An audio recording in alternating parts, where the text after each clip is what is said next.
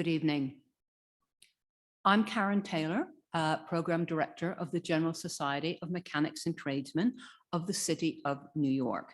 And I'm delighted to welcome both our online and in-person audience to tonight's lecture, The Great New York Fire of 1776, A Lost Story of the American Revolution, with Professor Benjamin L. Carp.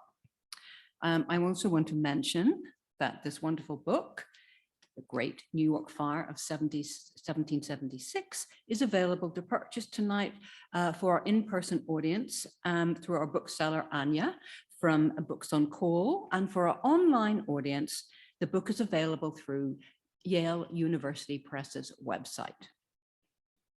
I want to thank the New York Landmarks Conservancy for their partnership support this evening for tonight's talk.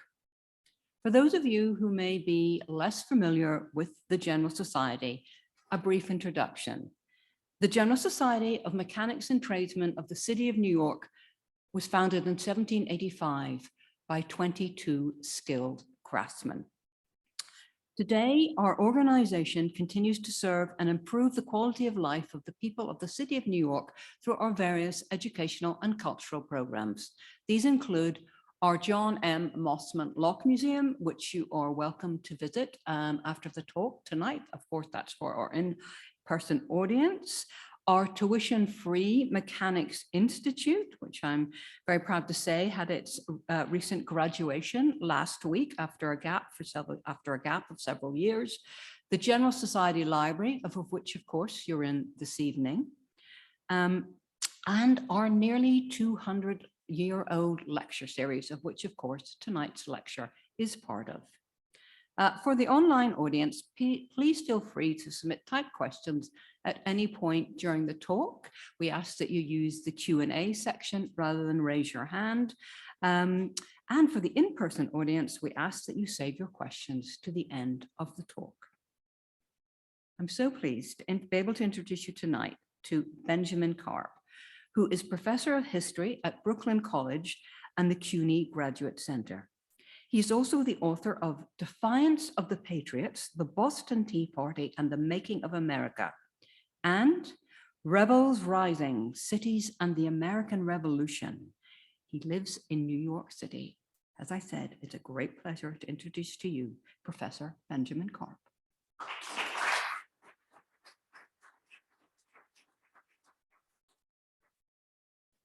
Thank you, Karen. I'm so pleased to be here. Thanks to everyone for coming out. It's always a relief to be able to give talks in person, to be able to feed off of the audience's energy. It's really quite a pleasure. But hello also to the people who are in their slippers at home. I don't want to stint you in my gratitude for coming to hear me. So let's talk about this exciting event. And if people want to ask me how I got interested in this and why I wrote it and how long I've been working on it, we can do that kind of thing in the Q&A. But let me tell you what this book is about a little. On September 15th, the British captured Lower Manhattan, which led to a panicked retreat by the American troops up the island to Washington Heights, Harlem, etc. The American cause in September of 1776 was really not in a good place. And then 6 days later, a devastating fire began. Now, this is a story of the American Revolution that we don't usually tell, but this book is trying to uncover a mystery behind this singular and unknown moment, this fire that destroyed pretty much a fifth of New York City on September 21st, 1776, which is only a couple of months after the Declaration of Independence, right? And gives us a very different way of thinking about this famous year of our country's birth, 1776. Revolutionary Manhattan was at the center of a violent and uncertain civil war. It was at the center of a fractious process of making a new country. And it was at the center of a clash of two armies, the British and the Americans, who didn't always behave with the highest standards of behavior, and so committed a lot of bad acts in ways that we don't always appreciate. And I want to pause here, especially because I know part of my audience today is interested in landmarks. This is a very heavily zoomed in detail of a map that is held at Mount Vernon in Virginia. And if you can see the details on this map, I'll use my little laser, right? The pink parts are what was urbanized about the city. So this triangle here is City Hall Park, just to orient you. And the urbanized part of the city doesn't go that much beyond that. It was starting to build in, here's the Bowery. It was starting to build into that part, but really the pink part is all we've got. And the map maker and I think that calling this 20% of the city is pretty close, but you can see what this map maker did. All the areas that were burned in the fire, he left in gray. So you can see there are a few buildings on the west side of Broadway here that survived. These were fancy mansions fronting the wide tree-lined street of Broadway. Most of this area back here was working class housing, people who had 99-year leases and often constructed the houses themselves or had them constructed, mostly of wood construction, and so they went up like that. But in terms of famous landmarks, right, the Customs House was burned down here. We have no idea what it looked like. There are no images of it. Trinity Lutheran Church was around here, and then of course Trinity Church on the corner of Wall Street and Broadway. And I'll be showing an image of that very shortly. And then there were some well-known mansions of the wealthy lining Broadway that did not survive the fire and were burned. And the newspapers particularly mentioned these fancier homes. So how did this fire come about, right? Was it an accident or on purpose? If it's an accident, it becomes, relatively speaking, a historically insignificant event, right? Okay, it's in the middle of the war, things happen, right? Maybe somebody knocked over a lamp, it set a shack on fire at Whitehall Slip, right? That's one story about what happened right down there. And then the wind blew flaming shingles up into this contiguous area and burned the city. Not a particularly historically significant event. But it is a plausible account of what happened. I don't know if any of you have ever seen the video of the Paradise Fire in California, right? Where the wind blows these flaming branches from place to place, which keeps the kind of forest fire going in dry conditions. If you want to talk about home construction in New York City in the 18th century, you've got a lot of wooden homes and buildings with wooden shingles on the roofs. And so if the wind, if the wind picks up one of these flaming shingles and blows that flaming shingle northward, right, it will set other homes on fire far in advance of firefighters' ability to fight it. And I'll talk about what was happening with the firefighters on the scene as well. Flaming brands. So a really ironic aspect of the fire, and this was pointed out in the 19th century, is that in the 1760s, the New York Common Council tried to pass a law saying, no more of this wood construction. All future homes have to be made of brick or stone with slate roofs, because we are recognizing that New York has the potential to become a fire trap otherwise. And honestly, colonial New York had been pretty lucky when it came to fires. Boston, Montreal, Charleston, South Carolina, all had major fires before 1776 that burned up entire neighborhoods. But New York had never really had that. Most of its fires were pretty small, just a couple of buildings here and there, not the kind of massive fire that starts going house to house and burning up an entire neighborhood. New York City's fire prevention, a combination of that and luck had mostly kept colonial New York City intact. Anyway, so that may have been the reason why when New York City tried to pass this ordinance saying, okay, going forward, the masons and the bricklayers are the ones who are going to make money on new home construction or on renovations, the carpenters rose up in arms and said, you'll throw all of us out of work. No way. And so they delay passing the law. They delay it all the way to 1774. And then in 1774, a whole bunch of men in New York signed this petition saying, don't do this, you'll throw the carpenters out of work. And it includes actually a person who was killed during the fire and accused of having set the fire. It included loyalists, it included patriots, it included Sons of Liberty, just a mix of people from all walks of life, all of whom were united behind this idea, like, let us keep building in wood. And so the result is this. And then of course the Common Council dissolves, or, and is suspended because the war comes and it's too late to pass this ordinance, and nobody's building new houses in the midst of a war anyway. So I love the idea of giving the talk tonight at the General Society for Mechanics and Tradesmen, because the decisions and advocacy of mechanics mattered in revolutionary New York's, and unfortunately, it also mattered in this somewhat ironic way. And we can imagine people in the different building trades actually being at cross purposes about a law like this. The bricklayers and masons probably were pretty excited about a mandate that that new construction might have to be in stone and brick going forward. Now, I mean, you might be more familiar with 19th century fires or the early 20th century fires like 1835 or 1911, the Triangle Shirtwaist Fire, right, where you have much taller buildings, much more crowded conditions, and fires that could really not only just race through big buildings, but also cause a lot of fatalities. 18th century fires weren't really like that. People were occasionally killed, sometimes because they were asleep or died of smoke inhalation in an 18th century fire. But for the most part, if you woke up in time, you could outrun an 18th century fire and basically be okay. And I can talk a little bit about fire extinguishing in those years. So if you think about New York City, the Americans had been occupying the city for most of 1776. They evacuate on September 15th, and the British come in, and the British have been there for only 6 days. It's absolute chaos. All the bells had been removed from the churches, which would have sounded the alarm for a fire. The Americans had taken them to melt them into brass cannon. So there are no bells. There are few firefighters in town. There are some, but fewer than usual. And there are few civilians in town, and civilians were useful during a fire to pass buckets from a water source to the fire engines. The firemen were the ones who knew how to work the engines, but ordinary citizens were required to come out in the event of fire in any colonial city in order to help with firefighting efforts. But if you're in the middle of a war and there just aren't that many civilians around, who's getting up, who knows their way around, who are going to be able to do this? The city is partially empty, or to the extent that it's full, it's, there are troops marching around.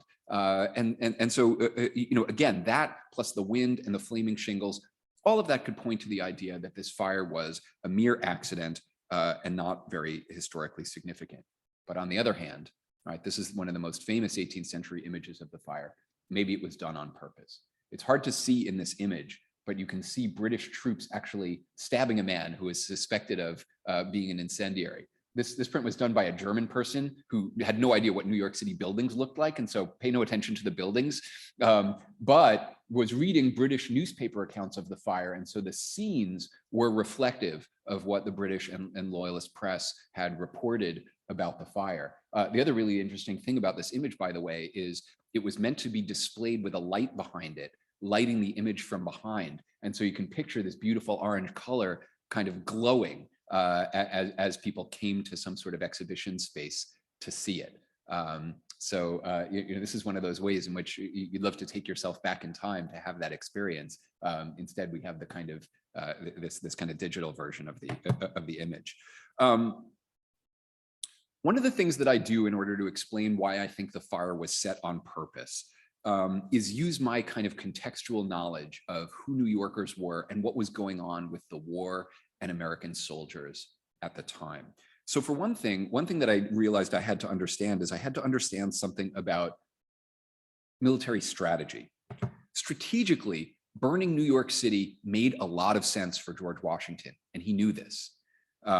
He basically had 3 choices after the British had taken Staten Island and then Long Island in late August. Right. At that point, Lower Manhattan becomes indefensible. It's just too easy, and the British, right, have the capability of taking their ships up the Hudson River, which they had already done, bringing ships into the East River, defending the ability to land troop transports over the East River. Washington knows that he's toast. So he could either stand and defend, which would result in either surrendering a big part of his army or having them get killed. He could leave it for the British, or he could burn it behind them, which would deprive the British of all of the advantages that they might derive from occupying New York City, right? They could use it as a winter headquarters. They could use it as a naval base. They could use it as a marketplace for Loyalists to come in from the countryside and bring their farm goods for sale. right? There were all sorts of advantages that the British would have from occupying New York City, which they did from September of 1776 all the way until the end of the war, after the Treaty of Paris was signed in November of 1783. And so for this reason, knowing how much of an advantage the British would get from New York City, General Nathaniel Greene and others of Washington's officers are like, hey, let's just retreat and burn this place behind us. Now, the other thing that I find it necessary to understand in order to understand why I think people might have done this on purpose. So what I've just explained to you is why it might have made sense for Washington to have made a top-down decision to leave some guys in New York City or send them rowing over from New Jersey to burn New York. But maybe that's not what happened, right? Maybe Washington's troops took it on their own initiative to burn New York City, or some radical civilians took it upon themselves to burn New York City. Now, this is a British, this was a British satirical print of the American soldiers. But what's really interesting is that there were rumors that the American troops would burn New York City as early as May of 1776. And these rumors became accelerated, particularly in late August, after the British had won the Battle of Brooklyn. Washington has to hasten to reassure state legislatures, no, this isn't just going to happen randomly. But Washington must have been worried about his own troops. I mean, he spent this period complaining to Congress and anyone who would listen about how his troops were a mob, they were disorderly, they were raw and undisciplined, they were unsoldier-like, they were shameless, they were committing shameless ravages, they were mutinous, they were cowardly, they were little better than highwaymen and robbers. He needed to be able to up the number of lashes he could use to punish a soldier from 39 to 100 because he needed to be able to make his troops fear more serious corporal punishment. He talks about the outrages exceeding in barbarity and cruelty every hostile act ever practiced among civilized nations. This is Washington saying this about his own troops. That, combined with the rumors that lots of New England soldiers in particular were thinking of burning New York City, seems suggestive to me that even if Washington said, hey, nobody burn New York City on our way out, keep things peaceful, it's not clear to me that his men would have listened. Having an understanding of Washington's discipline problems in 1776 is also important. And then the last thing that I think is important to understand is, what did people think about the proper way of conducting yourself in wartime in 1776? Was it okay to burn cities? The Americans talked a big game about how they didn't think so. When the British had burned Charlestown, Massachusetts, right in sight of Boston during the Battle of Bunker Hill, right? There were people firing on the British troops. So the British are like, let's burn this entire town of several hundred homes. The British had then burned Falmouth, Maine in October. They burned Jamestown Island, Jamestown on Connecticut Island in Newport Harbor, right across, again, in view of Newport, right? And then here's like a kind of side story. The British start cannonading Norfolk, Virginia, the sixth largest town in the 13 colonies, on like New Year's Day, and it burns a couple of buildings near the shoreline. Then rebel Virginia and North Carolina militiamen come in and finish the job and burn the entirety of Norfolk. But who's blamed in the press? The British. The British were the ones who had burned Norfolk. And in fact, Washington's like, oh, this will convince people to sign on for independence. Now it's not just New Englanders who are having their homes burned by the British, but Southerners too. So New Englanders in particular were outraged about the British burning towns, but lots of people could get behind the line in the Declaration of Independence when the Americans are listing their grievances against King George III and they say he has burnt our towns, right? So the Americans talked a good game. This is wanton destruction. This is not how a king ought to treat his own people. Join our rebellion. Look at the horrible deeds the British are committing. But the Americans were willing to burn towns or use their auxiliaries to burn towns too. If the Americans had invaded Boston during the siege, they knew that the British would probably burn the town behind them. But Washington went and got permission from Congress anyway. He's like, hey, can I attack Boston even if it'll mean the likely destruction of the third largest town in the 13 colonies? And John Hancock, who's the president of Continental Congress, richest man in Boston, said, even though I would be the greatest sufferer, I'm willing to okay this. And so the Americans were willing to burn towns. They were particularly willing to burn towns when it came to Native Americans, as they did to the Cherokee in 1776 and to the Iroquois in the Sullivan-Clinton campaign of 1779. Washington has no hesitation about that. And actually his nickname among the Iroquois was, among many Native Americans, was Town Destroyer, Conquistorius.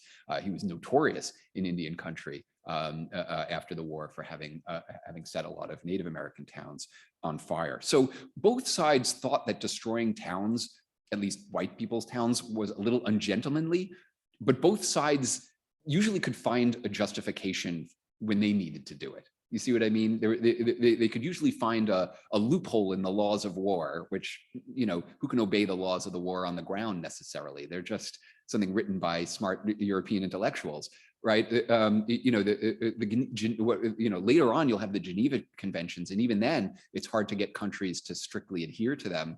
And there was some understanding of what was proper wartime conduct in the 18th century. But again, I think the Americans would have been willing to burn New York City if they thought it was expedient for them to do so. But what else do we notice in New York City? I have much harder evidence than this. Here's another beautiful map, by the way, where you can see that the map maker just depicted the parts of the city that were burned during the fire as simply erased from the map. You can kind of see them a little bit faded, but this is the area that was burned.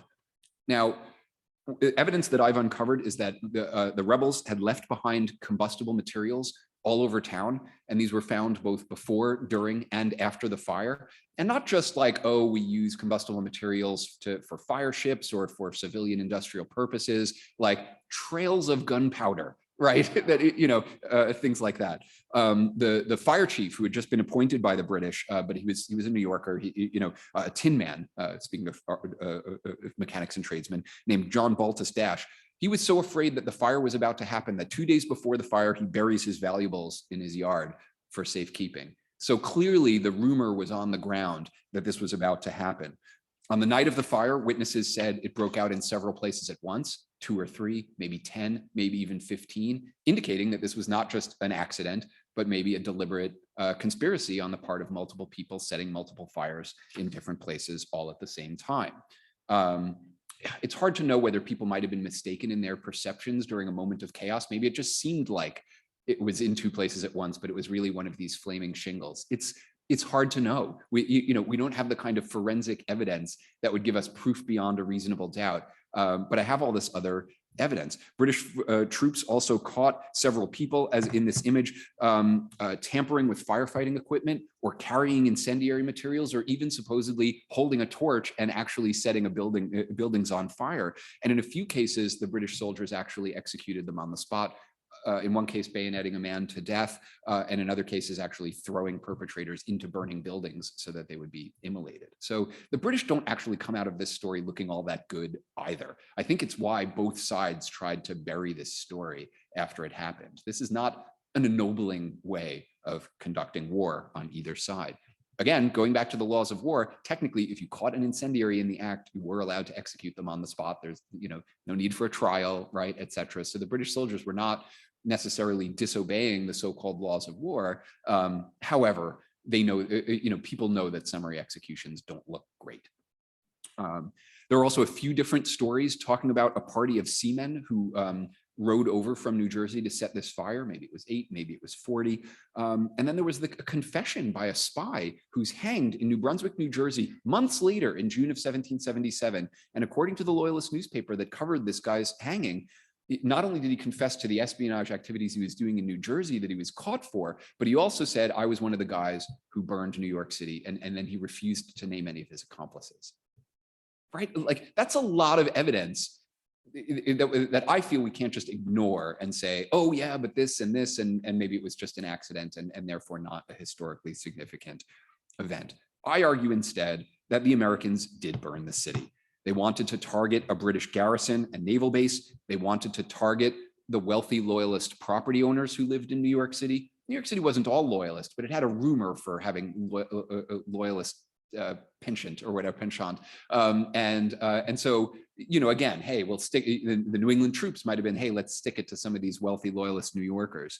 And also, right, one of the purposes, right, keep in mind that a lot of rebel soldiers are Congregationalists or Presbyterians. They hate the Church of England, which owned a lot of the land west of Broadway, right? These wooden working class homes were on Trinity Church land. Trinity Church actually still owns a lot of land around Trinity Church, not just the church areas itself, but they have tenants, and they did back then too. So the area that was targeted may have been designed to target the Church of England, which New Englanders had hated for 200 years almost. And then I have some great, I have some great descriptions of like just people talking about how awful all of this was. The rich have become poor and the poor have become desperate as a result of these 800 chimneys standing without a house in this area of New York City.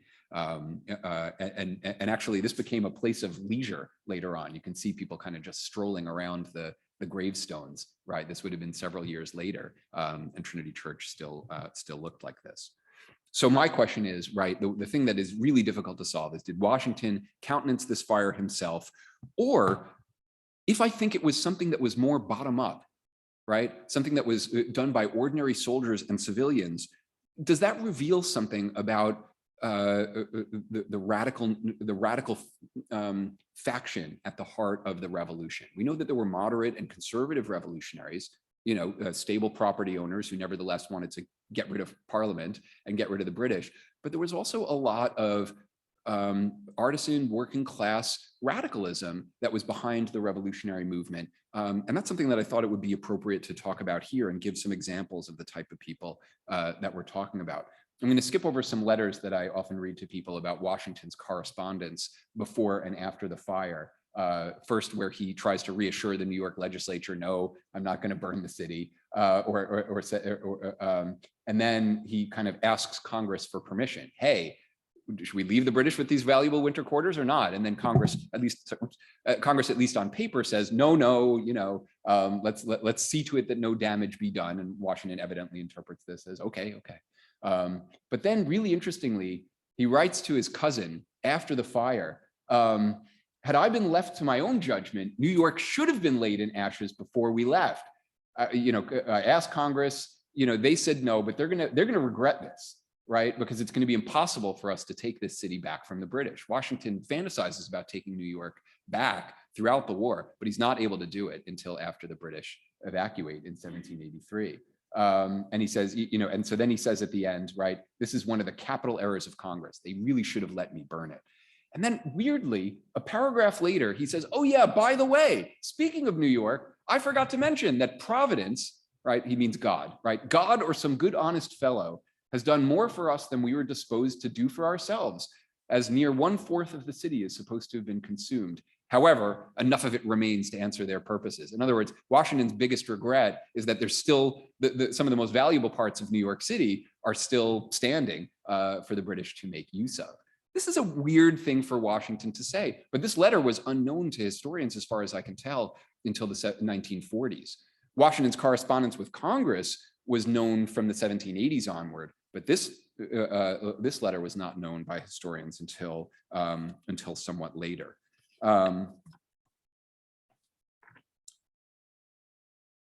So that brings us to to another question that's suggested in Washington's correspondence. Did radical actors set New York City on fire? What we want to remember is that revolutionary peoples did not always obey their leaders. Some radicals within the revolutionary movement were so committed that they overstepped boundaries. They destroyed tea, the subject of my last book. They tarred and feathered. They mutinied. They set homes on fire, right? There's all this unrest within the revolutionary movement that we don't always appreciate, because those of us who are Americans are like, oh yeah, liberty, equality, and unity, that's what we established at the moment of our country's birth. That's what we pledge allegiance to. That's what keeps us together, et cetera, et cetera. But given the events of recent years, I don't think any of us are under the illusions that we've always been a united country, right? And that was true during the Revolutionary War as well. It's not just guys in knee breeches getting together and signing these famous documents. It's not just soldiers standing together bravely in the snow. There's a lot of chaos churning within this revolutionary movement. The men and women who burned New York City might have defied their own officers, because like I said, desertion and disobedience were spiking during the summer of 1776. And in fact, a general of the Connecticut militia was warning delegates to Congress that staff officers needed to stop disparaging the troops or they would start fragging the staff officers. Some unbelievable stuff.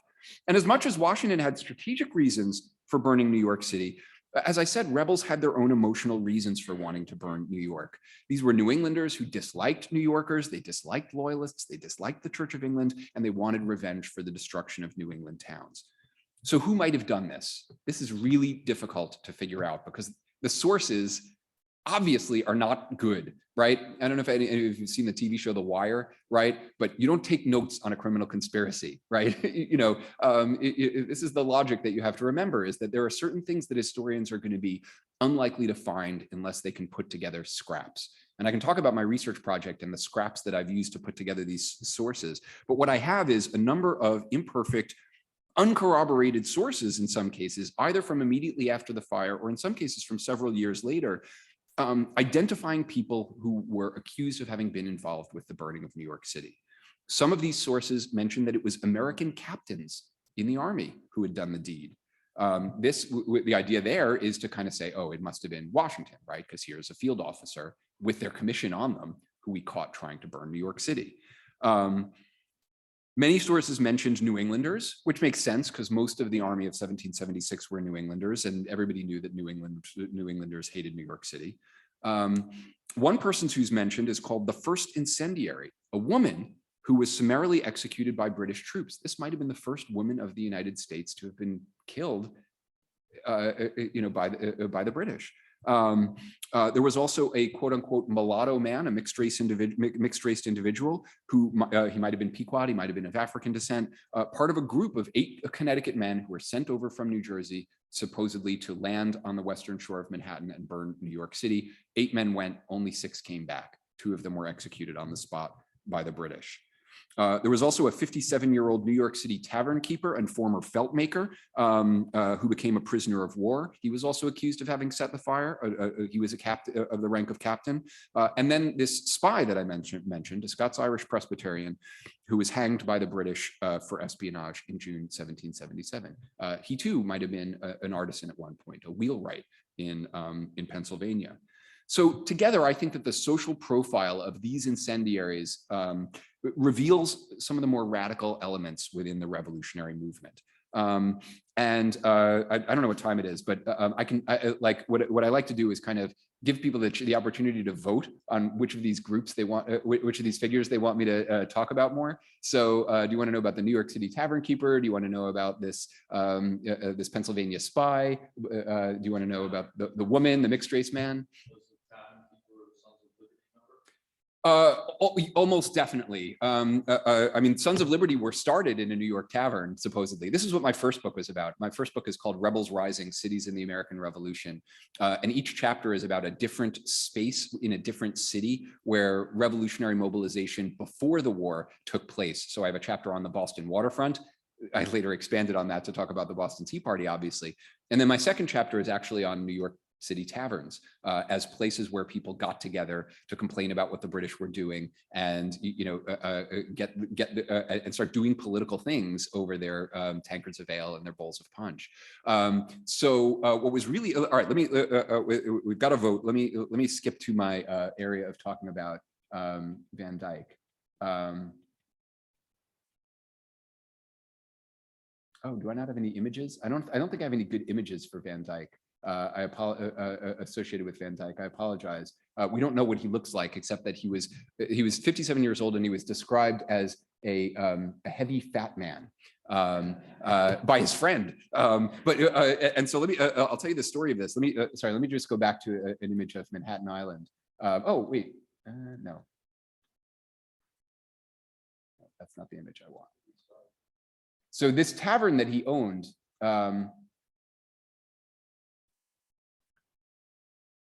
was on the corner of John Street and Broadway, and it had an enclosed tennis court, which is sort of fascinating. And before the war, when things were still peaceful, he used to use this as he used to use this for certain kinds of displays. Oh, I don't have the page. I don't have the right pages. Oh well, I'll wing it. So he used to use it for displays. He displayed a leopard, a chained leopard. Come see the leopard, have some drinks. An 11-foot cow, right? So he would use this tennis court for displays. And then as things got heated, the tennis court was also used for rebel militia drills. And in fact, when the British evacuated, when the British had barracks in New York City before the war, when the troops evacuated those barracks in 1775, they were carting, they had a whole wagon load of spare weapons and things. The Sons of Liberty under Marinus Willett stopped the cart, said, give us those spare weapons. And then they went and hid those weapons in this tavern keeper's tennis court. So his name was Abraham Van Dyke. He was of Dutch descent, obviously. He had been a felt maker at one point. He might have been a 7 Years' War veteran. I'm really not sure about that. He was an active Son of Liberty. He was also the captain of a local militia company named the Grenadiers. It was later folded into the Continental Army, but at first he and his troops resisted that. No, we're our own independent company, and so it must have been a fascinating group. He was a fascinating guy. There was a famous Indian fighter who died in New York City, and the Grenadiers were part of the procession that escorted his coffin, and this was reported on in the newspapers. So Van Dyke is this really interesting guy, although he's a little elusive. I haven't really been able to find his birth or marriage records or even his death records, although it seems pretty clear that he had died by the end of the war. Anyway, Van Dyke is leading this group of Grenadiers. They are part of the group that is still in New York when the Americans are like, all right, we're all done. We have to evacuate now. And they've begun to pull out. And then on September 15th, the British begin landing at Kips Bay, right? And they begin marching to try and cut Manhattan off between where many of the troops were and where Washington was. Washington was at the Morris Jumel Mansion, the Morris Mansion at the time in the 160s, right? So Washington's headquarters and much of the army is there, but there were still some regiments of Americans, including like Aaron Burr, who were down in New York City when the British begin invading. And at that point, the Americans are like, uh-oh, we better start running. And so they start running up the west side of Manhattan Island before they can be cut off from the British. But Abraham Van Dyke, he's leading his troops. He, being a heavy, fat man, couldn't keep up. I'm sorry, I'm quoting the material. I'm not trying to make a judgment about anyone's body image or anything, but he can't keep up. He's huffing and puffing. He basically hides in the woods for a little while and then turns around and goes into hiding in New York City. What he was supposed to do at that point was give himself up. He's behind enemy lines. He was supposed to he should have turned himself in, but he didn't. Now, the sources are very unclear. It seems as if he was then captured by the British the next day, pretty soon after, before the fire took place. But American officers were sometimes let out on parole. It's not clear at that point whether the British kept him in what was called close confinement in the Provost jail, which was on City Hall Park grounds, right, on the Common. Or so if he was in close confinement, then he was just there during the fire and probably had nothing to do with it unless he had kind of coordinated it beforehand. Or if they let him out on parole, then a couple of sources mention him having been captured again during the fire. One person says that he was in a bedchamber and some woman's like, no, don't search here. And then they find him, in this bedchamber. Another one said that he was in the stables. He'd been hiding out in the livery stables. He actually had a Negro man, it says, a black man, bringing him food while he was in hiding. And he later says that this black man betrayed him. But was this on September 16th before the fire or on September 21st? One of the British accounts says, oh, an artillery officer being shown by a black man where Van Dyke was hiding. And so he was turned in by this probably enslaved black person. Either way, he's caught. And the British say, you were one of the guys responsible for the fire. And they keep him confined for 18 months under pretty brutal conditions. But he somehow survives this. Alexander McDougall who is a New York patriot, who became a general, is writing to Washington about him. Ethan Allen later writes about him. Oh, this guy was falsely accused, et cetera, et cetera. So the Americans try to go to bat for Van Dyke, and eventually he's exchanged and he's able to get out of prison.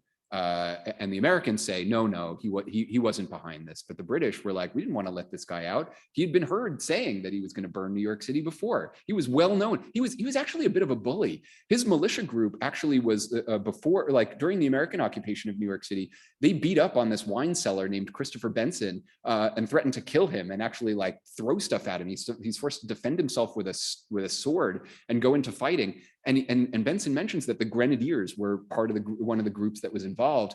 And then Benson goes to Washington and appeals and says, hey, these troops, your Grenadiers, have been like harassing me, and Washington's like, they're not my responsibility. Washington just kind of looks the other way while the Americans are beating up on loyalists. The Americans bride a few loyalists on rails, a kind of sharp pointed rail.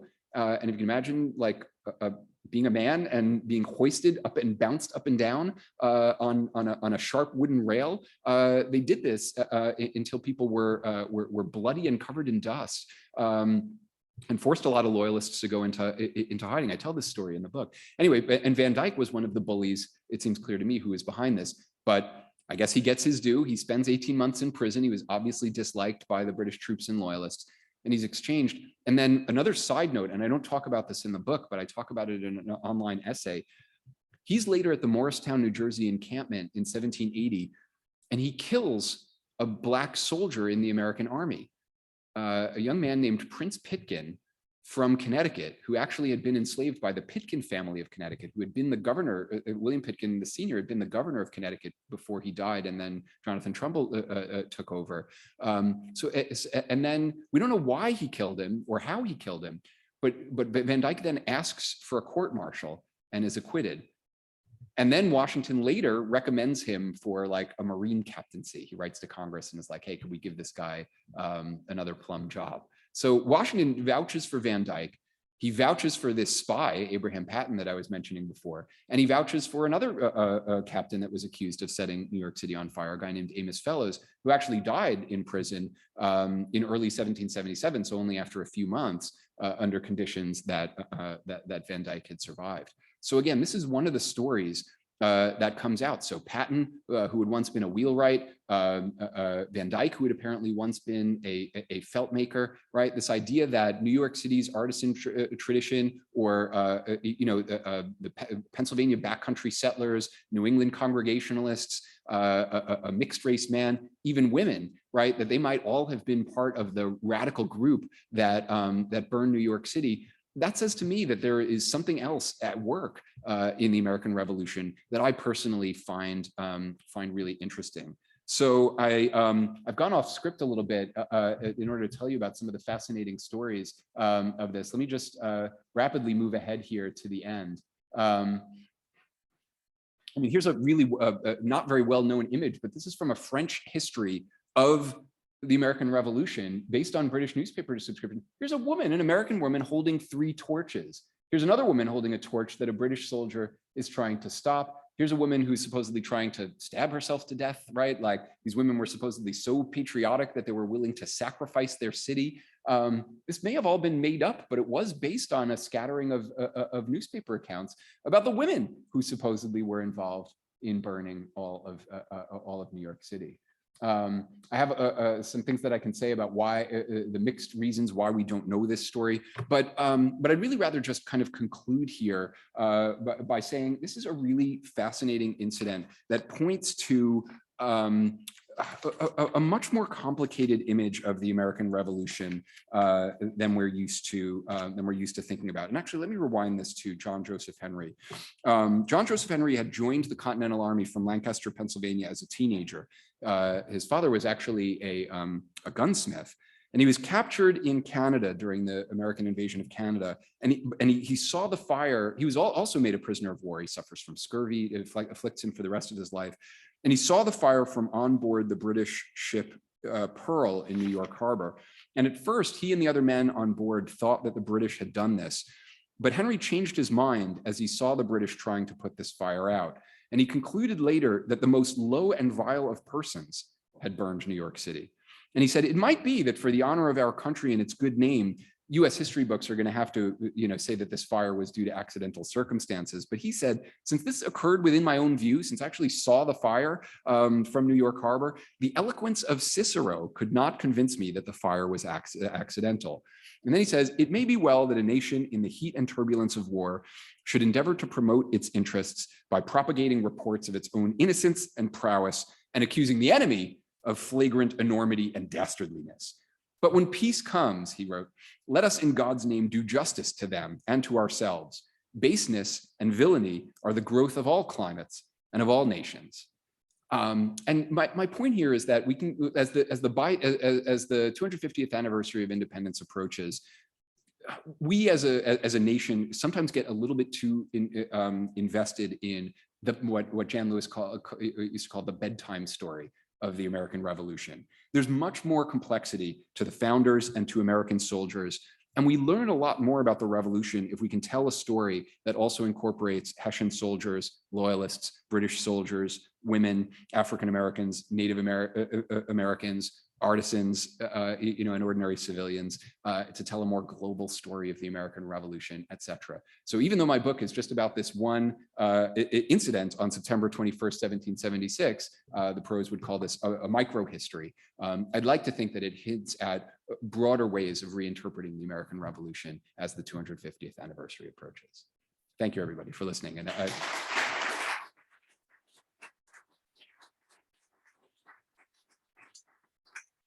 I hope, if anything, I've left extra time for questions, because I really prefer the Q&A to the canned part of the talk.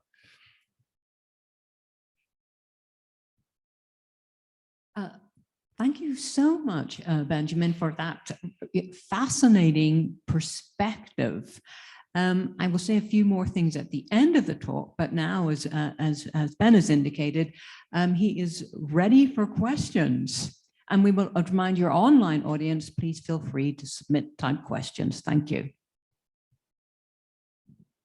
Benjamin, thank you. With respect to you might call incriminating letters from George Washington, when were they found, in what condition, especially the one that was resurfaced in the 1940s? Yeah, I mean, Washington had good secretaries, and his wartime correspondence was all kind of bundled together and pretty well preserved. So when he was writing to Congress during the war, all that stuff was pretty well known and was reprinted, actually, and made available to the wider public as early as the 1780s. So if you were really interested in Washington's correspondence with Congress throughout the war, you could learn about it pretty soon after the war was over. The truth is, because so many of these letters have been gathered in the published papers of George Washington, which is run out of federal grants, your tax dollars at work, you in fact can go to founders.archive.gov and read all of the correspondence that they've digitized from Washington, Jefferson, Adams, Madison, Franklin, etc. That's all available, right? We paid for it. And so I haven't often had to look at the original manuscript sources. I could, but often what I've done, especially because I wrote a lot of this book during the pandemic, is sometimes what I'll do is the Library of Congress has microfilm pictures of the original. So if I really came across something that looked like it was ambiguous and the editors hadn't figured out what it said, I would try and go to the digitized version of the manuscript. This letter that Washington wrote to his cousin Lund, the caretaker of Mount Vernon, was just discovered in a different set of papers and was then made available by John Fitzpatrick, who is the editor of the Writings of Washington, in an appendix to the series, I think, in the 1940s. So again, I don't think that was meant to be a secret letter. Even letters to families were generally not considered secret, right? People would pass them around. Oh, look, it's the latest from Cousin George, right? They were read out loud. Usually letters were not necessarily as private as we think. And that's why I think even in that letter, Washington is a little bit cagey. He says, Congress ordered me not to do it. I think it was a mistake, but at least, he still has deniability there to be like, oh, well, Congress ordered me not to, and I didn't, but I still think it was a great thing that it happened, right? That's as much as he's willing to say on record. I mean, what's really interesting to compare is he writes two letters immediately after getting the report from the British. British officer comes through enemy lines. He has a couple of things he wants to talk to Washington about, and he tells Washington and his men, oh, by the way, we have this really serious fire down there. Washington's about 7 miles away. He's still on Manhattan Island. He hasn't been kicked off Manhattan Island yet.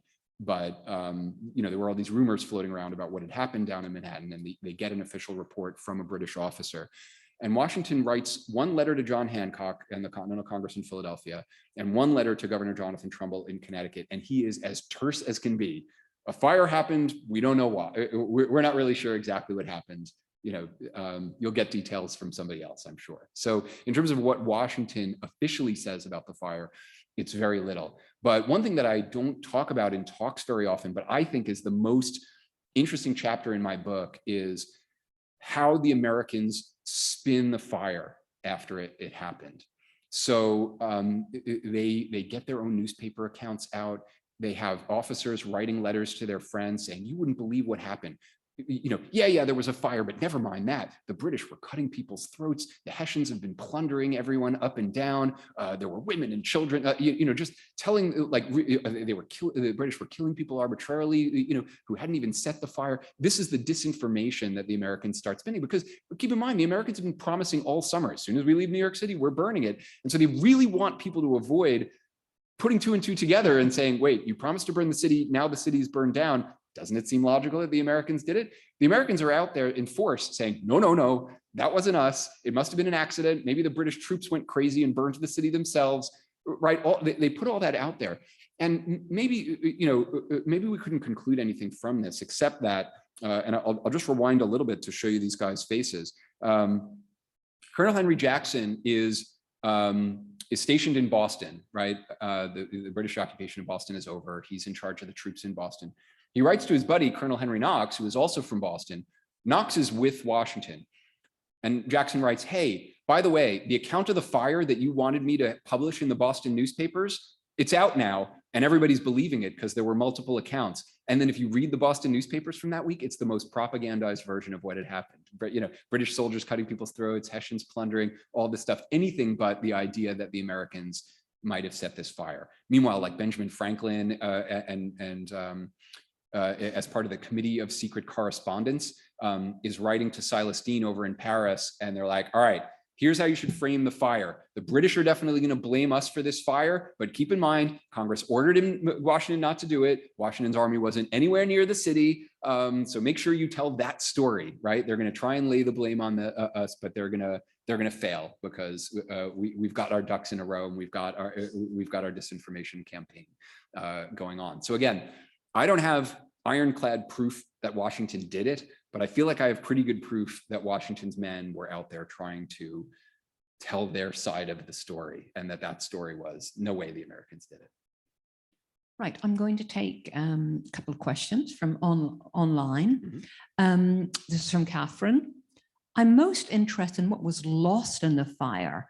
Are there any images from the time or significant images made afterwards that might show what New York looked like before the fire, in addition to the maps that you displayed? What New York City looked like before the fire. Unfortunately, there are very few images of New York buildings before the fire. The closest that we can get, I'm afraid, is David Grimm, who I have a real problem with on as far as how he characterizes the fire, but there's a map in the New York Historical Society, which you can find online. If you Google David Grimm map and New York Historical Society, you'll find it. He has little sketches of some of the churches and major public buildings as they existed during the colonial period. There are also some very beautiful views of New York City. In fact, the first image in the book is a kind of view of New York City that gives you a little bit of a sense of the building. So you can see what New York's skyline looked like, but there isn't, as far as I know, a lot of really good architectural history of what buildings looked like. I mean, in Manhattan, we have 3 structures that survive from the Revolution or before. Morris Jumel Mansion, right? That's fancy architecture, and it's not clear what was added later. St. Paul's Cathedral, and the fence around Bowling Green. At least according to my predecessor, Ted Burroughs, that's all we've got, right? Then you've got Dyckman Farmhouse, which is from a little later. There are some other structures in the outer boroughs that might give an indication of what houses might look like. But I haven't seen a ton of really good architectural history saying what a New York townhouse, for instance, might have looked like in the pre-revolutionary period. So there are some good views of New York City, and we have a lot of really interesting maps of the city, especially during wartime, but not as much visual images as we might hope. One thing that people always ask about is, well, when did they rebuild? And for the landmarks audience here, I'm going to both talk about that a little, but also express a little bit of guilt. If I'd spent more time in the municipal archives of New York City, which I was kind of locked out because of the pandemic, I could have had more information about this, petitions, rebuilding plans, etc. But it took a while for New Yorkers to rebuild the burned district, which was called Canvas Town, because you had these like kind of brick chimneys with ship's canvas stretched across in order to provide makeshift shelter for people who were rendered homeless, runaway slaves, loyalist refugees, etc. It took until well into the 1780s before they did the equivalent of slum clearance and built anew. One of the really interesting things about New York City's history, we know, right, that it doesn't take a fire for New Yorkers to rebuild. We'll just tear down and build something that we need more. We'll do that all the time. But you find some historians looking back and saying, gosh, it's a good thing that fire happened. In fact, John Pintard, who was one of the guys who helped found the New York Historical Society, he's like, it's kind of too bad that more of New York City didn't burn in the fire of 1776, because if it had, we wouldn't have that rat's nest of downtown streets. We would have been able to make the nice, neat grid that we did after 1811 for the rest of the city, right? Like Lower Manhattan could have looked like that too, if only that fire had been more successful, which is a really weird thing for Pintard to say. Henry Collins Brown, who was one of the founders of the Museum of the City of New York, he writes, I think towards the end of the 19th century, he's like, oh man, if you look at the people who lived in this part of Lower Broadway near where the fire happened, they were like these kind of like, they almost like squatters. It was so much nicer when families like the Gracies and Livingstons like built new mansions on that spot instead. He's very snobby and dismissive. But you know who one of those squatters was, who he lists as having lived there? John Baltus Dash, a respectable tin man and fire chief, right? And again, in 18th century, the title of mechanic, right, that the General Society has was worthy of respect, and you had to defer, and particularly the Sons of Liberty had to defer to them as a political faction. But later on, right, when, during the Gilded Age, when, or other periods in which the wealthy are dominant in New York City, they're often very scornful of some of the more radical and working class elements of New York City's history. And I hope that my book provides a little bit of a corrective to that. You indicated that the British might have tried to extinguish the fire. Did anyone else? And they did. Yeah, the British definitely did. They did have some firefighting service on hand. General James Robertson, who was the commandant of the city and who owned a mansion on Broadway because he'd been living there since the 7 Years' War, he actually writes a petition later saying the fire was actually about to go to the really militarily and commercially valuable part of the city along the East River. But I actually extinguished it in such a way that the fire instead went up Broadway and burned my house. So I personally sacrificed, Robertson says, I personally sacrificed my own house in order to save some of the most valuable parts of the city. There were 4 regiments stationed near New York City. It took a while for them to get sent into the city, but they did help to extinguish the fire. And there were also a bunch of British warships in the harbor. They send their crews, sailors, on the boats who land on Manhattan Island, and the sailors too helped to extinguish New York City. So John Joseph Henry actually, when he sees these British sailors going into New York, he's like, oh no, there's no way the British were the ones responsible for this. They're clearly doing their utmost to put out the fire so that they can use New York City as a headquarters. So the British did their part, but I think the fire had essentially achieved what fire scientists call flashover, and it was just too big to fight. And it was really only when the wind shifted that they were finally able to get this raging fire to stop. I mean, they made some efforts that they could for fire prevention, but if you look at an 18th century fire engine, and actually the New York City Fire Museum, that way I think, has one that they've borrowed, a replica that they've borrowed from Colonial Williamsburg. It's, it's 6 guys pumping a hand-pumped engine. Yeah, you can get a stream of water pretty high up, but if a whole building is on fire, your best bet is just to create fire breaks by tearing houses down, right? We still have hook and ladder companies nowadays. You know what the hooks are for? Tearing down a wooden building in advance of a fire so that the fire has nothing to consume. But high winds and flaming shingles, and a massive, very hot fire, it's very difficult to fight a fire like that. I think we have a question over here. I was wondering about the saboteurs, the 8, and then it turned into 6 going back to New Jersey. Yeah. And I was thinking about how this whole city was cleared out when the British were there, and wondering if you could give some perspective on what the city would have felt like, and whether at that time with fewer people, would these people have been easy to recognize? Because the population of New York was This is such a good question. Yeah. I have a whole chapter basically just describing like what the army was, what was going on in the American army, and what New York City was like in those crucial 6 days between the British occupation and the fire. It's clear that some loyalist civilians had begun trickling back. What happened to my property while I was away, right? Like they begin coming back. Hey, maybe I can make some money from this new occupying British army. One really interesting account that I have from a guy in New Jersey.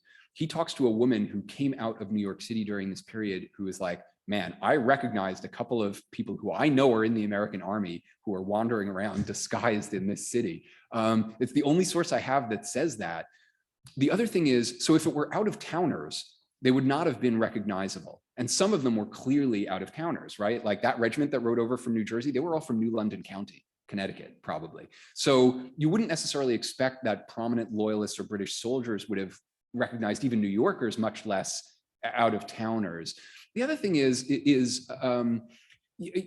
like this is what makes me curious. And I talk about this in my formal remarks in the talk, like women are presumed to be, not involved in military matters, the weaker, they don't have the capacity to fight, et cetera, et cetera. That gives women a lot of ability to sneak around, right? So the idea of a woman setting fire to New York City and being able to wander around unseen and then set a fire, that's not the worst idea, right? And and then this other scene of Van Dyke sending out a black man to bring him food, right? Like everyone would have recognized Van Dyke. He was a big guy. He was a militia grenadier captain.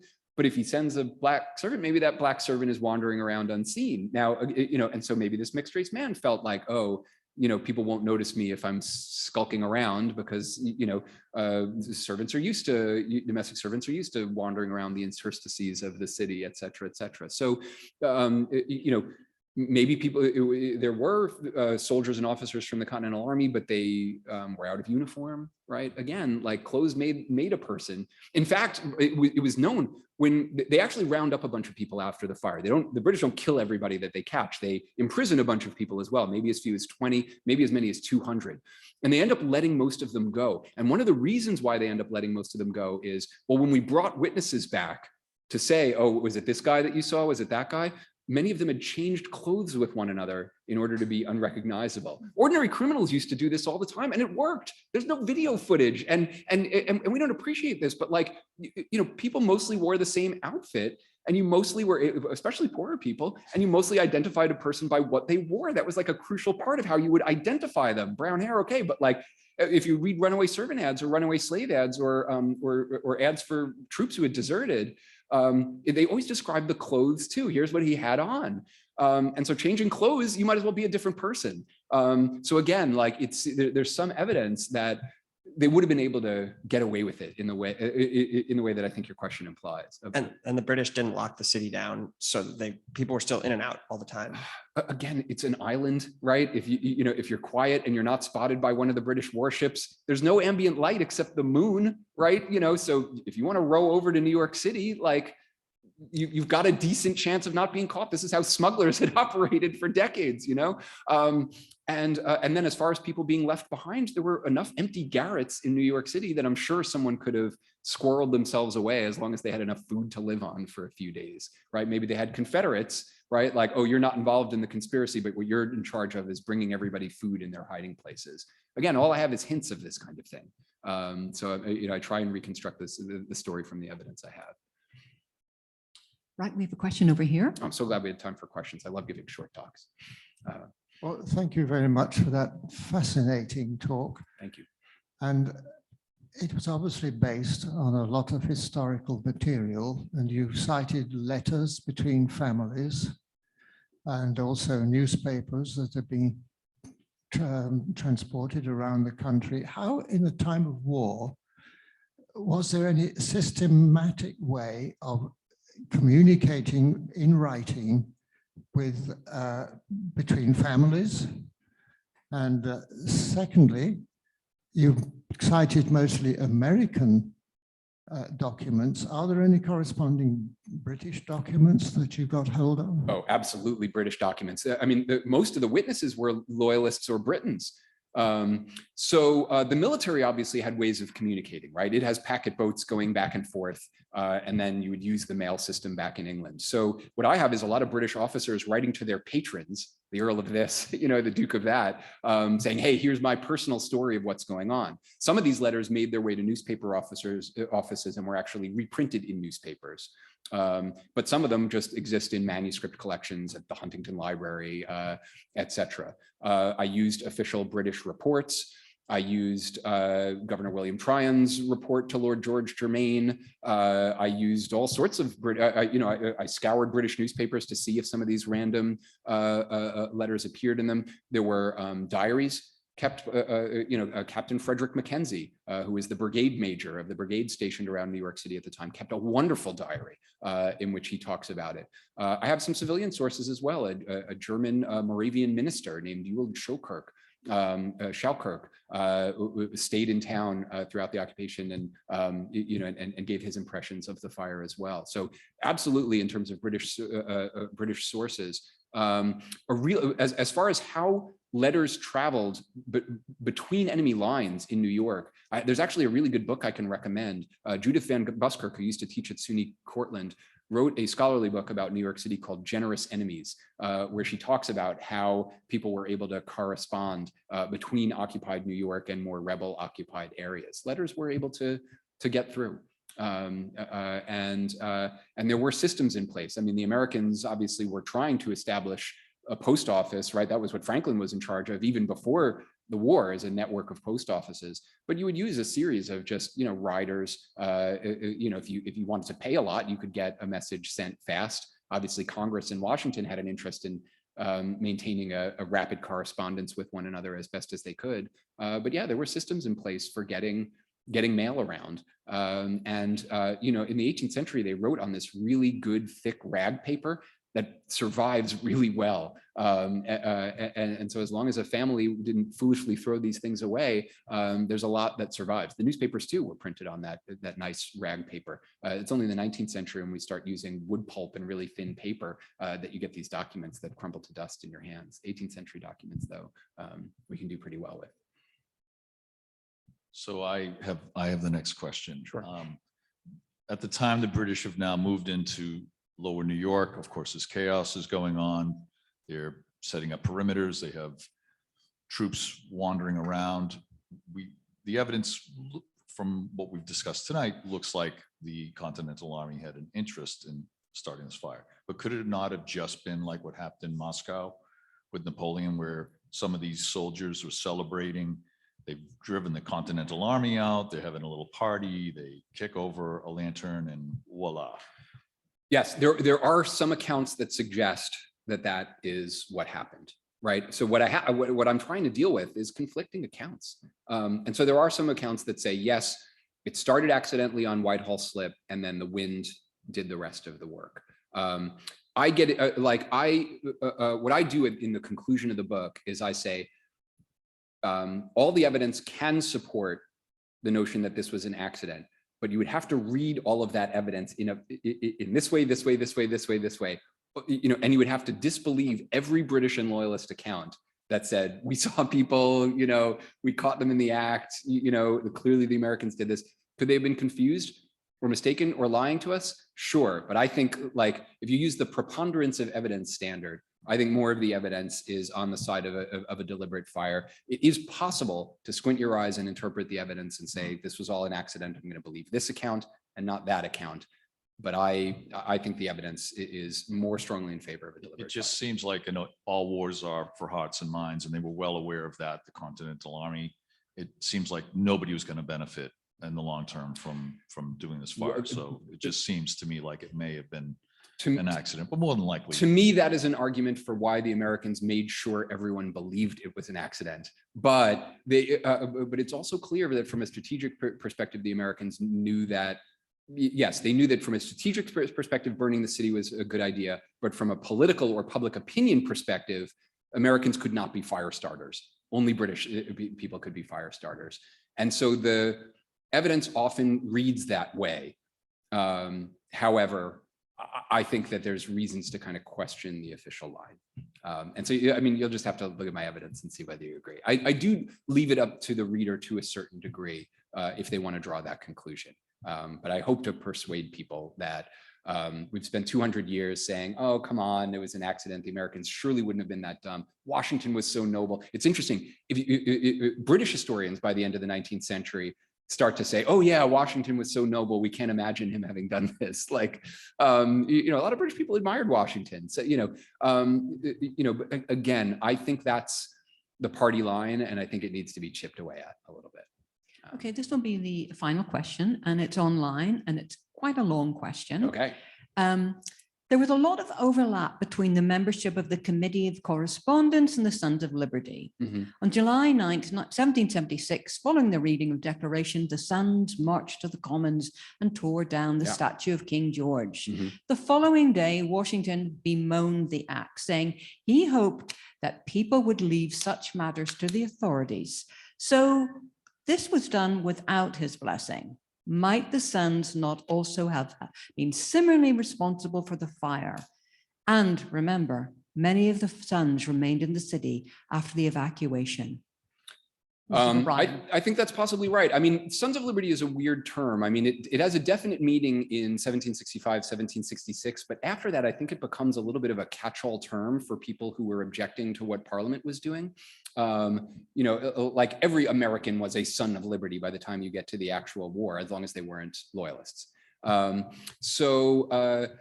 So yeah, I mean, the account that this questioner just gave is absolutely plausible, that radical patriotic elements within the army took this upon themselves, knowing that Washington would officially have to disavow what they were doing and officially disapprove of what they were doing, but then they went ahead and did it anyway. I mean, one plausible reading is that Washington is kind of sitting around among his go-go young officers and saying, will no one rid me of this meddlesome city? An enterprising officer is sitting nearby him like, aha, that's what the boss wants. Well, all right, he can't officially countenance this, but I'm going to go and send my guys to do this, right? Like, so again, there's multiple ways we can imagine this having unfolded. An official order from George Washington, an officer taking it upon himself, or even ordinary soldiers and civilian radicals just doing this without authority of anyone above them. But it seems clear to me that some kind of coordinated action took place. Right. And in Benjamin, I just want to thank you so much. And I think in summation, in a way, it's like read the book to find out even more. But you really have given us such a terrific overview, and it's just highlighted your scholarship, but also your scholarship has been presented in such a way like it's reportage. It was like Benjamin was there and was giving his take on how everything evolved. It was truly terrific. We're so delighted that you took the time to come and speak on this topic. And to say a few more words is Victoria Dengel, our Executive Director. Yes, thank you, Benjamin. That was, you gave us a lot to think about. And as I was listening to you and your theory about, it could essentially be propaganda or a twist on a story or a twist on a war, I just can't help but think of how, the more things change, the more they stay the same, because you could say that about modern day applications. So thank you for presenting your side of the story. And I just want to say, with respect to George Washington, I look back and I say thank you to a military hero, a general, a founding father, and our first president for all you did in service to our nation. And God bless America, and thank you. The only other thing I want to say is just thank you to everyone. And I know some people had questions that we couldn't address. I'm happy to stick around while I sign books and answer your question. Yes, and on that, I do want to remind you that the Great New York Fire of 1776 is now available for purchase, and I'm sure Benjamin would be delighted to dedicate the book to you. I am going to ask that if you save your questions until he's at the book signing table rather than ask them now. Benjamin, we have a little memento of the talk Oh, for you, fantastic. the poster. All right, thank you. That's exciting, thank you. I want to mention our next upcoming lecture, which is on Tuesday, June 13th, the data changed.